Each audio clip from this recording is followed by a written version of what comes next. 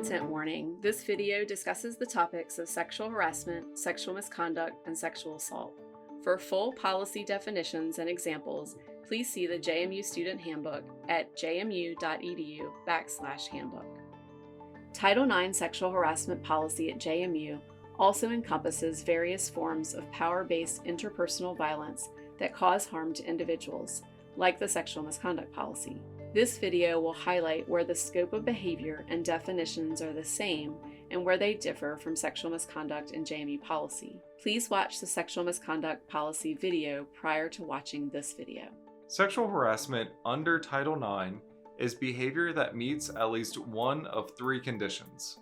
First, something is sexual harassment if it is quid pro quo, that is, where an employee, including student employees, requests unwelcome sexual conduct in exchange for aid, benefits, or services.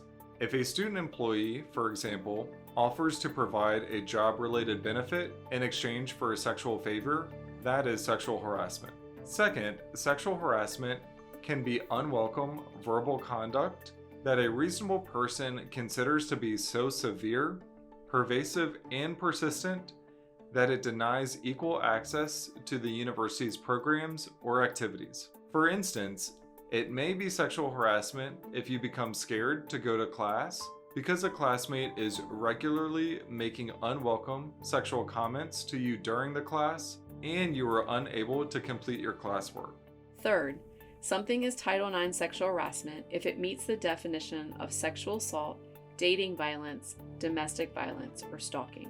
Dating violence, domestic violence, and stalking are defined the same way in JMU's Title IX sexual harassment and sexual misconduct policies. Please see the sexual misconduct policy video for those definitions. Sexual assault, however, is specifically defined under the Title IX sexual harassment to mean a sexual act committed against another person without consent and is limited to 4 acts: rape, fondling, incest, and statutory rape.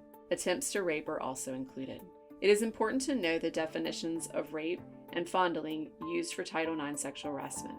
Rape is penetration, no matter how slight, of the vagina or anus with any body part or object, or oral penetration by a sex organ of another person without the consent of the victim.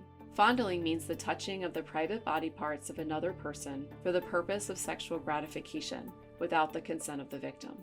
For more information on the sexual misconduct and Title IX sexual harassment policies or the processes used to investigate and/or adjudicate such allegations, visit jmu.edu/handbook or jmu.edu/Title IX.